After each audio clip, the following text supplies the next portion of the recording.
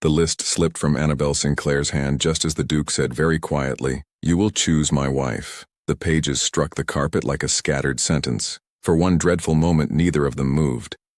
Outside the tall windows of Sterling House, October fog pressed against the glass until Mayfair itself seemed erased.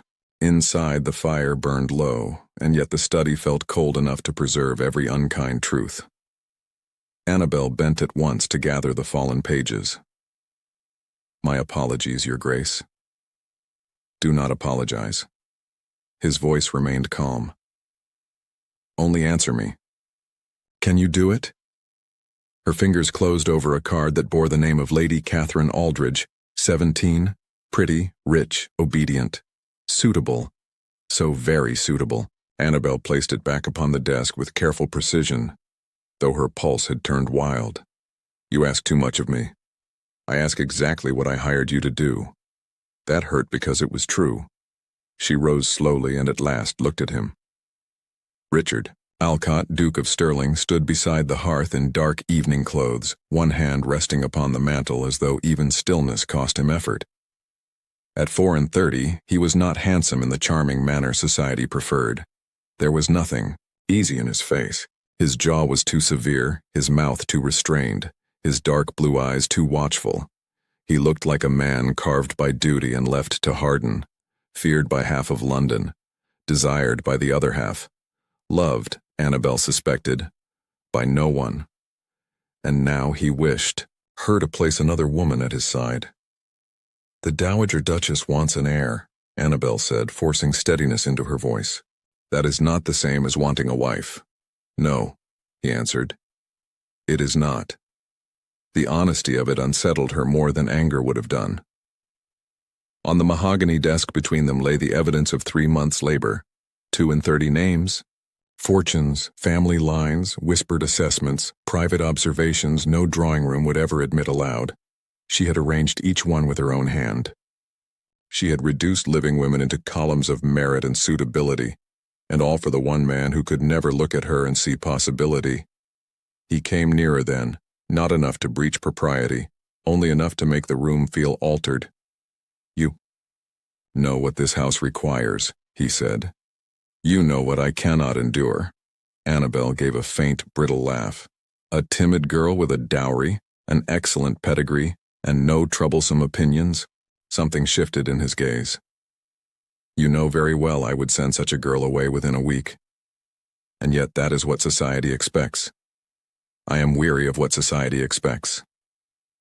The words fell into the silence and remained there. Annabel lowered her eyes first. She always did.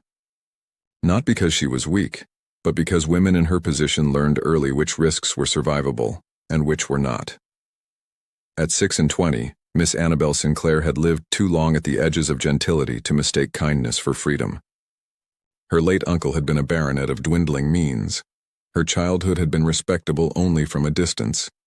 No dowry, no beauty worth remarking upon, no mother to negotiate for her. No father left powerful enough to insist she be seen.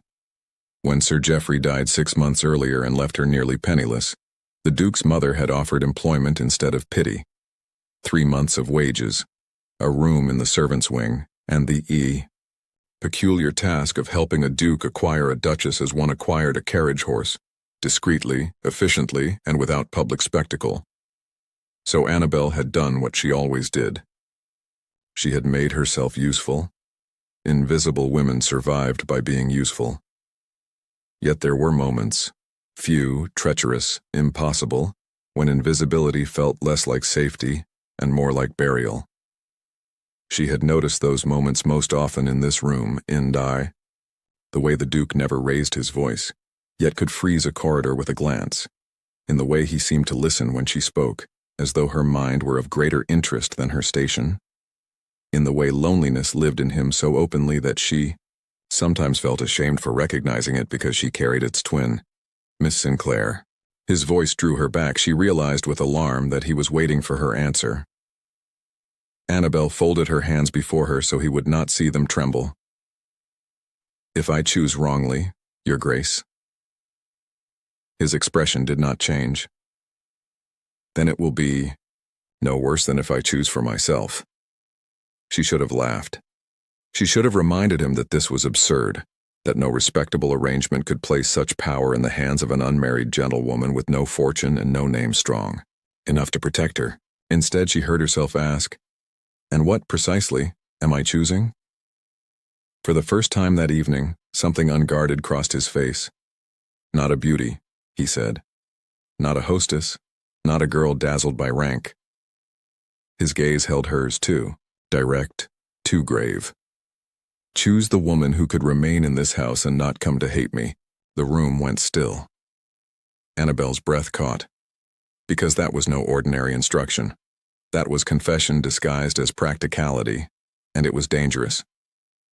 Dangerous because she knew, before she looked down at the list again, that there was not one name upon it she trusted with that answer. Not one. Not. The first interview began at 10, beneath chandeliers that glittered like silent witnesses.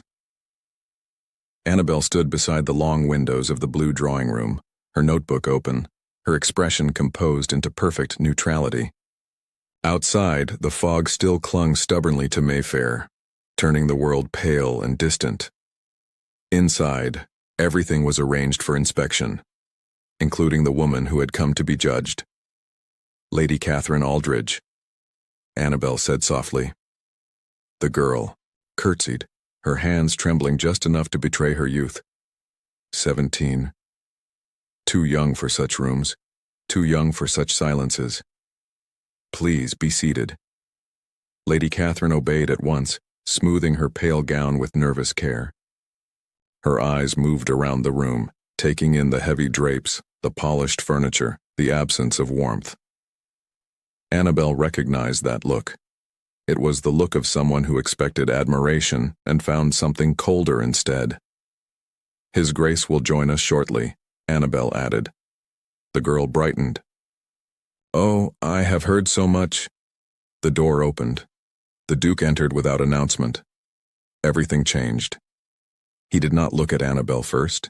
He looked at the candidate, his expression unreadable, his presence filling the room with something heavier than authority, something closer to judgment. Lady Catherine rose too quickly.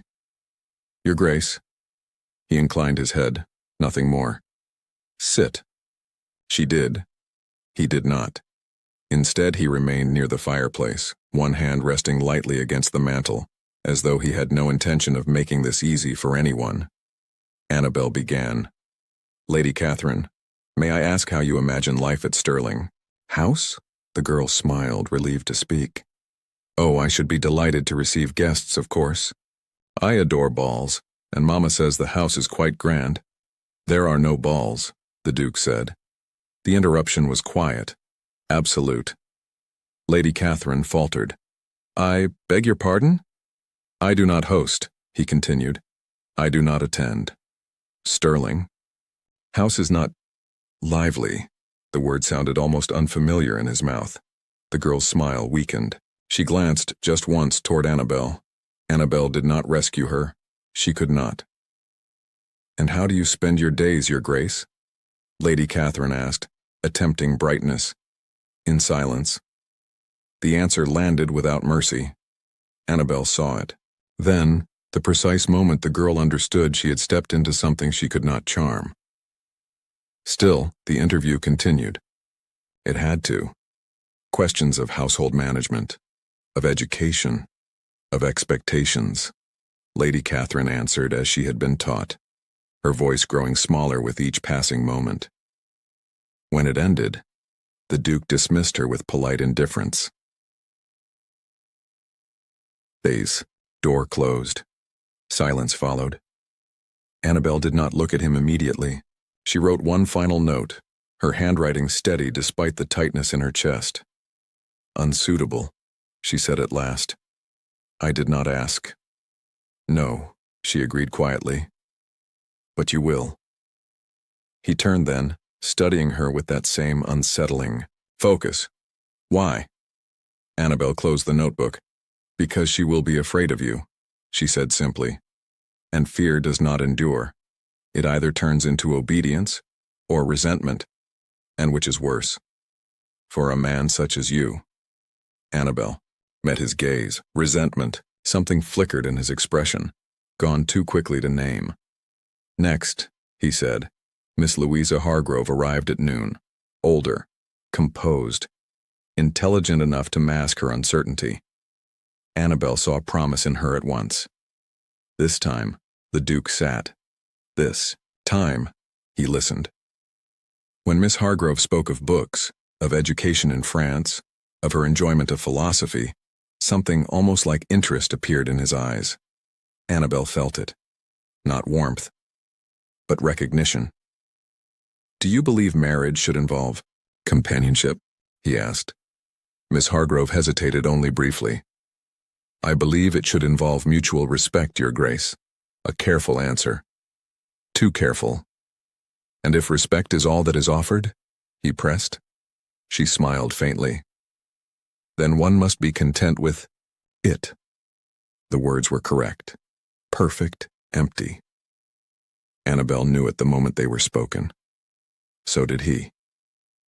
The interview ended sooner than it should have. When the door closed behind Miss Hargrove, the Duke remained seated, his gaze fixed on nothing. She would do, Annabel said. Yes, but he did not sound convinced. Then why dismiss her? She asked quietly. He looked up. Because she would survive me, he said. But she would never see me. Annabel stilled. The honesty of it struck deeper than any cruelty. And you require to be seen? She asked before she could stop. Herself. His eyes met hers. Dark. Searching. For once, he said. The room shifted. Annabel felt it like a change in air. Dangerous. Immediate. She lowered her gaze at once, retreating into the only safety she possessed. Professional distance. There is one final candidate today, she said, her voice carefully controlled. Lady Philippa Crowe. The Duke rose slowly. Ambitious, he said. Yes. She wants the title. Yes. And what do you think she will do with it? Annabel hesitated, then answered. She will use it well, she said. But she will never belong to this house. Why?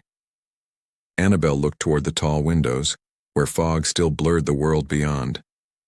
Because she will always need to be seen by others, she said softly, and this house does not offer that.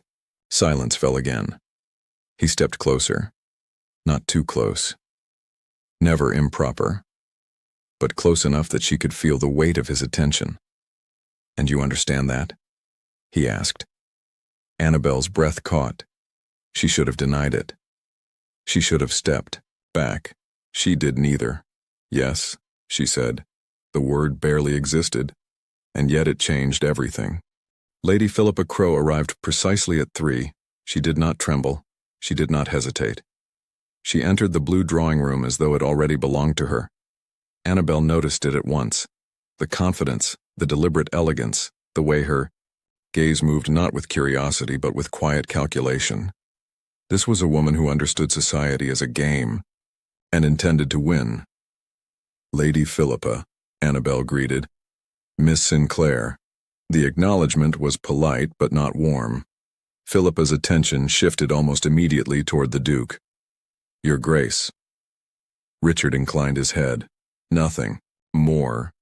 Sit. She did gracefully, her posture perfect, her hands resting lightly in her lap as though she had practiced the exact angle. Annabel opened her notebook. Lady Philippa, may I ask what you expect from marriage? The answer came without hesitation. Position, stability, influence, no blush, no pretense. Annabel's pen paused. And from your husband? Philippa smiled faintly. Respect, discretion, cooperation. Richard's gaze sharpened slightly. Nothing more? He asked. Philippa met his eyes directly. Anything more would be inefficient. Silence followed, not awkward, measured. Annabel felt it. This was not a girl to be unsettled. Not easily. Do you value affection? The Duke asked. Philippa tilted her head. I value harmony, Your Grace. Affection is unpredictable. And if harmony is not offered, then I create it. The confidence in her voice was not arrogance. It was certainty. Annabelle felt something tighten in her chest because for the first time that day, she could see why this woman would be chosen. Not because she was gentle, but because she would not break. Sterling House is not a place of constant society, Annabelle said carefully. There are long periods without entertainment, without visitors. I would change that, Philippa interrupted. The words landed cleanly. Richard stilled. You would? He asked. Yes. She smiled, composed. A house of your standing should not exist in silence. It invites speculation. Weakness. Something dark flickered in his expression. This house does not concern itself with speculation. Perhaps it should. The air shifted. Dangerous now. Annabelle saw it. The moment this ceased to be an interview and became a challenge. Philippa continued, unaware or unconcerned. With proper management, she said, Sterling House could become the center of influence in London. Your position, my position is secure. Richard cut in. His voice was still calm, but colder. Philippa paused for the first time. Annabelle closed her notebook slowly. She already knew. The rest no longer mattered. Thank you, Lady Philippa, Annabelle said, her tone smooth, final. That will be all. The young woman rose, composed even in dismissal. Your Grace. She curtsied, then she left. The door closed. Silence returned. Heavy, absolute. Annabelle did not speak at once. She allowed the quiet to settle as she had learned he preferred. Then, she is the strongest candidate, she said. Yes, but you will not choose her. A pause. No. Annabelle looked at him then. Because she would try to change you. Richard's gaze met hers. And this house, he added. And you do not wish to be changed. Something sharper entered his voice. No. The word echoed. Firm, uncompromising. Annabelle lowered her eyes. Then there are no suitable candidates. The truth stood between them, unavoidable now. Richard moved away from the fireplace, crossing the room with slow, deliberate steps. He stopped, near the window, looking out into the endless gray of London. For 3 months, he said quietly, you have given me perfection. Annabelle's fingers tightened around her notebook. And yet, he continued, none of it is right. She said nothing, because she could not, because she understood too well. You see it, he said. It was not a question. Annabelle forced herself to answer. Yes. What do you see, Miss Sinclair? Her heart began to race. This was the moment she had avoided, the moment where honesty became dangerous. I see, she said slowly, that you are not searching for a wife. He turned, fully now, his eyes locked onto hers. What am I searching for? Annabelle swallowed. She could feel the line, the one she must not cross. And yet, you are searching for someone, she said. Who will remain? Silence. Deep. Unforgiving. And, what does that mean? He asked, his voice lower now. Annabelle held his gaze. It means, she said, someone who understands exactly what this life is, and does not ask you to become anything else. A long pause. Then, and you believe, such a woman exists? The question struck harder than it should have. Annabelle felt it in her chest, in her throat, in the quiet, unbearable truth she had carried for weeks. Yes, she said. His gaze sharpened. Where? Annabelle looked down. Because for the first time, she did not trust herself to lie. The letter slipped from between the pages just as he closed her notebook. It landed at his feet. Annabelle's breath stopped. For one suspended moment, neither of them moved. Then the Duke bent. Your Greg, too late. He had already picked it up. The paper was worn, folded too many times, the edges softened by years of handling. Not part of the list, not meant for him, not meant for anyone in this house. Annabelle felt heat rise sharply along her throat. Please, she said, quieter now. That is private. He did not open it. Not yet. But he did not give it back either. His gaze moved over the folded page, over the careful crease, the way it had been kept, not discarded. Someone wrote to you, he said. It was not a question. Annabelle forced her hands to remain still at her sides. Yes. A promise? Her silence answered for her. Something shifted in his expression, not anger, not curiosity alone. Something more restrained, more dangerous. He unfolded the letter. Just enough. His eyes moved once across the ink, then stopped. Annabelle could hear her own heartbeat now, loud, unsteady, impossible to hide. Wait for me, he read quietly. The words hung in the room like a memory that had never been allowed to die. He folded the letter again, carefully, too carefully, and placed it on the desk between them. I should not have read it, he said. But he did not sound as though he regretted it. Annabelle stepped forward, taking the letter at once, holding it as though it were something fragile, or something that might vanish if she did not. It was written 6 years ago, she said. Why she said it she did not know. Perhaps because silence now felt more dangerous than truth. He watched her. Does he still expect you to wait? The question was too direct, too close. Annabelle closed her eyes for the briefest moment. No. Why not? Because he is gone. Because promises do not always return. Because some futures end before they begin. She opened her eyes again. Because I no longer belong to that life. It was not a lie.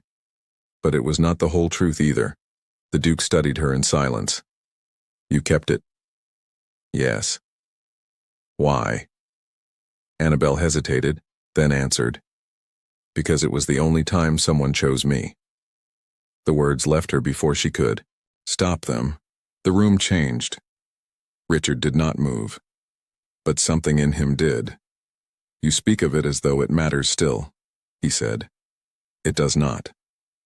Then why keep it? Annabelle tightened her grip on the paper. Because letting it go would mean admitting that nothing had ever come after it. Because it was proof that once, even briefly, she had not been invisible. She lifted her chin slightly. Because some things, she said quietly, are not kept for hope. They are kept for remembrance. Silence fell again. But it was no longer empty. It was filled with something neither of them had intended to reveal. He turned away first. Crossed to the window. Placed distance between them. Annabelle exhaled slowly as though she had been holding her breath for far too long. You will continue with the remaining candidates, he said, his voice returning to its usual control. Reduce the list further. There are only 9 left. Then make it 3. 3. The final selection, the final narrowing, the final step toward choosing another woman. Annabelle nodded. Yes, Your Grace. He did not look back at her. Choose carefully. The words sounded different now, not like an order, like something heavier. Annabelle gathered her notebook, her papers, her composure, and turned toward the door. Miss Sinclair. She stopped, her hand still on the handle. Yes, Your Grace? A pause. Longer than it should have been. When he spoke again, his voice was quieter. More human. You said someone chose you once. Annabelle's fingers tightened. Yes. And if he had returned? The question struck deep. Too deep, she did not turn. I would not be here.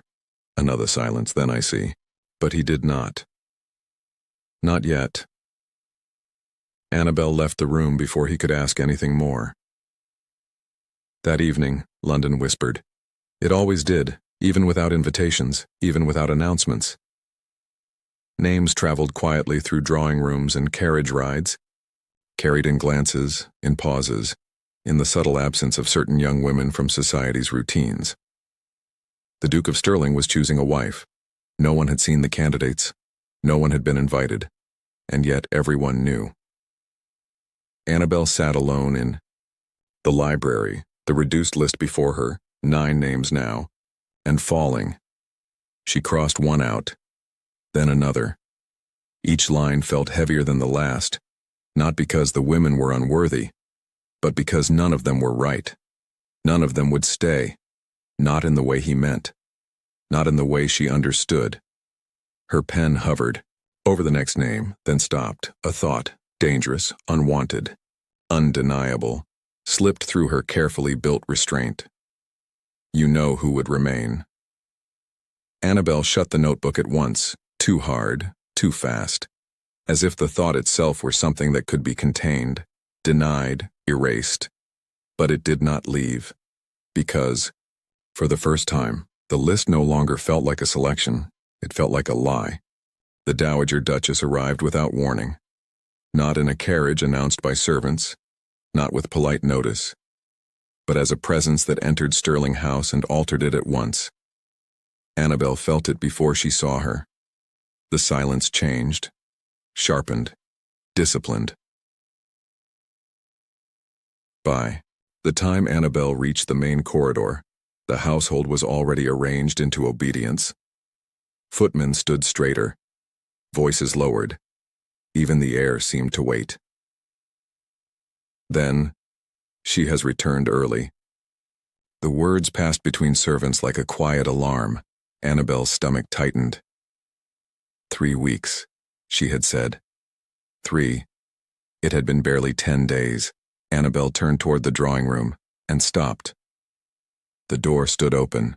Inside, the Dowager Duchess of Sterling stood at the center of the room, still in her traveling cloak, her posture flawless despite the journey. Age had not softened her. If anything, it had refined her into something sharper, controlled, impeccable, dangerous, and beside her, the Duke, standing very still. Miss Sinclair, the Duchess said without looking at her. Annabel stepped forward at once and curtsied.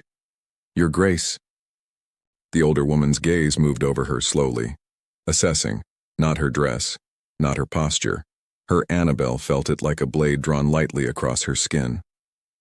You have been efficient, the Duchess said. Not praise, never praise. I fulfill my duties. So, I see, a pause, then with perfect calm, you have reduced the list? Yes, Your Grace. To how many? 5. The Duchess's brow lifted slightly. Still too many. Annabel did not answer. She could not. The Duke spoke instead. They will be reduced further this week. The Duchess turned to him. And then, silence. Richard did not respond immediately. Annabel felt the weight of it, because there was no answer he could give that would satisfy both truth and expectation. And then, the Duchess continued smoothly, you will choose. Yes, the word was quiet, final, but something in it lacked certainty. The Duchess noticed. Of course she did. She noticed everything. Her gaze shifted again to Annabel. You will prepare the final interviews, she said. I will attend. Annabel inclined her head. Yes, Your Grace. And Miss Sinclair? Annabel stilled. Yes? A faint pause. Measured. Do remember your place in this matter. The words were soft, almost gentle, but they landed harder than any raised voice. Annabel lowered her gaze. I always do. Good. The Duchess turned away, already finished with her, already dismissing her, as though she were nothing more than a tool that had served its purpose. Annabel stepped back, left the room, but the words remained. Your place. She knew her place. She had always known. That was why this hurt. By evening, the house no longer felt the same. It never did, once the Duchess returned. Where the Duke's silence was heavy, his mother's was precise. Where he withdrew, she controlled. Annabel sat in the library, the final 5 names before her, 5 women, 5 futures. None of them hers. Her pen moved. One name, gone. Another, gone. 3 remained. Her hand stopped, because now, it mattered. Not just for him, for her, because, when this was finished, she would leave, return to whatever quiet, invisible life awaited her beyond Sterling House. He would marry. She would disappear. That was how it had always been meant to end. So why? Why did it feel like loss? Annabelle pressed her fingers lightly against her temple. This was foolish, unnecessary. She had done nothing wrong. She had not overstepped, had not imagined anything that had not been given. And yet, she remembered the way he had looked at her. Not as a duke, not as a master, but as a man who saw something. Something dangerous. Something real. Her breath caught. She forced it steady. This must end. Now. Her pen lowered. She crossed out another name. Then another. 2 remained. She stared at them. Longer than she should have, then without thinking she whispered it. They will not stay. The words barely existed, but they were true, because she knew. She knew the house. She knew him. She knew the silence that lived between those walls, and she knew no one on that list would choose it. Not truly. Not willingly. Not without breaking. Annabelle closed her eyes, and for the first time, she allowed herself to admit it. Not fully, not completely, but enough to feel the weight of it, if anyone would remain. It would be her. Her eyes opened at once. Sharp. Alarmed. No. That was not a thought she could keep. Not here. Not now. Not ever. She closed the notebook. Firmly, as though that could end it. As though that could silence something that had already begun. Later, that night in his study, the Duke of Sterling stood alone. The fire burned low, unattended. Before him, the list lay open, reduced, refined, almost finished, and yet, for the first time, it felt entirely wrong. His fingers moved slowly across the names. Not choosing, not deciding, only searching for something that was not written there, something that had never been written there. His jaw tightened, because he knew it with a certainty he could no longer ignore. The problem was not the list. It never had been. The problem was the only woman who understood him, the only one who would remain, was the one he was never meant to choose. The final interviews began under her gaze. The Dowager Duchess did not sit. She presided. In the blue drawing room, beneath the cold shimmer of chandeliers, she stood near the fireplace as though the entire house arranged itself by her will alone. Every chair had been moved a fraction, every detail corrected. Even the flowers Annabelle had placed that morning had been adjusted. Less modest, more deliberate. Annabelle stood beside the writing table, her notebook open, her posture exact. Invisible. Except, she was not. Not today. She felt it in the way the Duchess's eyes returned to her, not openly, not rudely, but with the quiet insistence of a woman measuring something she had not yet named. "Miss Caroline Whitley," Annabelle announced. The young woman entered with careful composure, her pale blue gown modest but elegant, her movements restrained by awareness. She curtsied first to the Duchess, then to the Duke. The order mattered. Everything did. "Proceed," the Duchess said. Annabelle began the questions, her voice steady, her tone professional. Household management. Expectations. Conduct. Caroline answered well, sensibly, without error, perfectly. The Duchess approved. Annabelle saw it in the slight incline of her head, in the absence of interruption, in the stillness that meant satisfaction. The Duke said nothing. When it ended, Caroline was dismissed with polite acknowledgement. The door closed. "She will do," the Duchess said at once. Annabelle's pen paused. There, it was, the decision, clean and effortless, suitable, acceptable, approved. She did not look at the Duke. She could not. And the second? The Duchess asked. Mrs. Jane Thornton, Annabel replied. The widow entered quietly. Darker dress. No ornament, no attempt to charm. Her curtsy was correct. Nothing more. The interview unfolded differently. Jane Thornton did not offer brightness. She offered truth. I do not expect affection, she said calmly. Only clarity. The Duchess watched her with sharper interest. And if clarity is not given, she asked, then I will create it for myself. There was strength there, not ambition, endurance. Annabel felt it immediately. So did he. She did not look at him, but she felt the shift. When the interview ended, Jane left without hope, without fear, without illusion. Silence returned. She is less agreeable, the Duchess said. She is honest, the Duke replied. That is not always desirable. It is necessary. The Duchess turned her gaze to him. And which do you intend to choose? The room held its breath. Annabel lowered her eyes to her notebook, though she could no longer read the words. This was it. The moment. The decision. Everything she had worked toward. Everything she had prepared. Everything she had told herself she could endure balanced on what he would say next. She will do, the Duchess continued, referring again to Miss Whitley. There is no reason to delay further. No reason, except the truth. The Duke did not answer. Annabel's pulse began to rise, slow, unsteady, because she knew that silence. It was not hesitation. It was resistance. Richard, the Duchess said, sharper now. He turned slightly. Not toward her, toward Annabel. Just for a moment. But it was enough. Too much. Because there was no distance in that look now. No indifference, no safety. Only something raw, unresolved.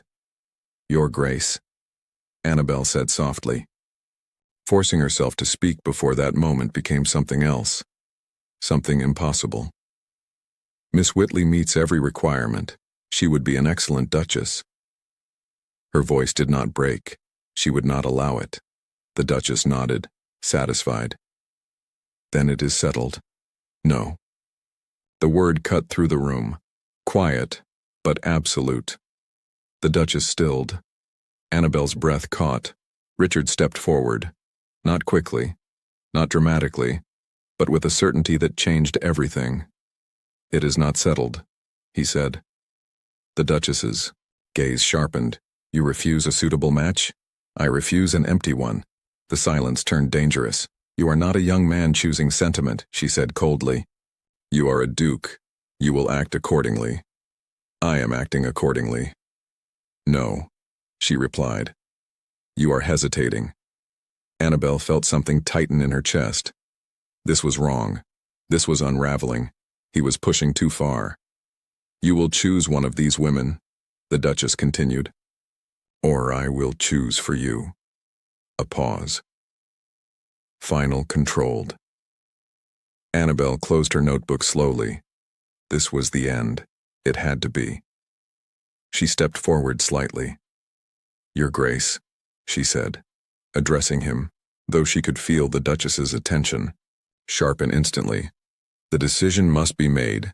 He looked at her, only her. Yes, he said quietly. It must. The words should have restored order, should have ended this, should have placed everything back where it belonged. Instead, they broke something because in that moment, Annabel saw it. Not doubt, not reluctance, but conflict. And something deeper. Something far more dangerous. He was not choosing between women. He was choosing between truth and the world that would not allow it. Annabel lowered her gaze, because she could not bear to see which he would choose. The silence broke not with his voice, but with his movement. Richard Alcott, Duke of Stirling, did not turn toward the candidates. He did not look to his mother. He walked, past the table, past the list, past every expectation placed upon him, and stopped before Annabel, too close, too deliberate. The room stilled. Richard, the Duchess warned. He did not answer her. His gaze never left Annabel. Look at me, Miss Sinclair. Her breath faltered. She should not. She could not, and yet she did. Slowly, reluctantly, as though meeting his eyes would undo everything she had spent her life building. You said, he began, his voice low, controlled, but no longer distant, that I am searching for someone who will remain. Annabel's hands tightened at her sides. Yes, Your Grace. And you said such a woman exists. A pause. Her voice came softer now. Yes. Then answer me this. He stepped closer. Just enough. Why is she not on the list? The question struck like truth-given form. The Duchess moved, sharp, precise. This has gone far enough. It has not, he replied. Still not looking away from Annabel. Still not stepping back. Annabel's heart pounded now, too loud, too visible. You must not do this, she said under her breath. It was not defiance. It was fear. For you. She meant, for him. For everything this would destroy. But he heard something else. I must, he said, and then, without turning, he spoke to the room. There will be no Duchess chosen from this list. The words landed like a verdict. The Duchess went still. Cold. Unyielding. You will regret this, she said. Perhaps. Society will not accept it. I am not asking society. Then what are you asking? Only then. Only final did he answer. I am asking her. The room shifted. Everything in it. Because now there was no distance left, no disguise, no retreat. Annabel felt it in her bones, in the way the air seemed to close around them, in the way every unspoken moment between them now stood exposed. Miss Sinclair, he said, not Your Grace, not my secretary, her name, her. Do you remain in this house because you must? She shook her head before she could stop herself. No. Then why? Her throat tightened, because she had never said it aloud. Never. Allowed it to take shape, and now there was no escape. Because I choose to, she whispered. Even knowing what it is? Yes. Even knowing what I am? Her breath trembled. Yes. The word broke something open. In him. In her. In everything. Then hear me clearly, he said, his voice steadier now, stronger. I do not want a wife chosen for me. A pause. Want the one who already chose to stay. The Duchess stepped forward. No. But it was too late, because he had already crossed the line that could not be undone. Annabel Sinclair, he said. And for the first time, there was no title between them, no barrier, no protection, only truth. You are the only one who understood what this house is. His gaze held hers, unflinching. You are the only one who saw me and did not turn away. Her chest tightened painfully. And you are the only one, he continued quieter now, who remained, without ever being asked. Silence, deep, irrevocable. I will not choose another woman, he said. I cannot. The Duchess's voice cut through. You will destroy her. He turned then, at last. To protect her from what? He asked. From being chosen. From being judged. She has been judged her entire life. The truth struck harder than anger. And she survived it. He continued. Without title. Without protection. His gaze returned to Annabel. So I will not pretend she is weaker than the women you would place beside me. The Duchess said nothing, because for once, there was no immediate answer, only consequence. Richard stepped closer, close enough now that the world beyond them no longer mattered. I offer you nothing easy, he said quietly. No protection from what will follow. No certainty. Annabel felt tears rise, but she did not let them fall, because she understood. Every word, every cost. And still, he said, I choose you. The room held its breath. Not because you are suitable, not because you are expected, but because you are the only one who was never wrong. Her heart broke and healed in the same moment. Will you stand beside me? He asked, knowing exactly what it means. Annabelle closed her eyes briefly, because this was everything she had never allowed herself to hope for, and everything she feared. When she opened them again, she did not look at the Duchess, not at the room, only at him. Yes, she said, quiet, steady, certain. I will remain. The words changed everything. They were not married in London. There were no grand announcements, no ball, no approval, only silence and choice. Spring came slowly to Ashcombe Estate in Kent, where the air did not press so heavily against the walls, and the silence did not feel like something to endure.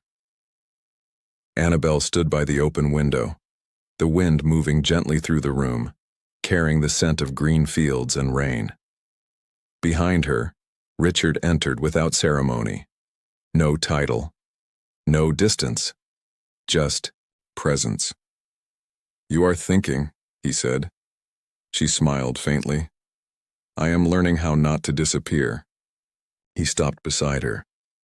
That was never required of you. No, she said softly. Only expected. A pause. Then, and you, she asked. What are you learning? He considered it, then answered with quiet honesty. That remaining is not the same as being alone. Annabelle turned toward him, and for the first time, there was no fear in it, only understanding. They had not changed the world. London still whispered, society still judged. But here, in the space they had chosen, silence no longer erased them, it held them together.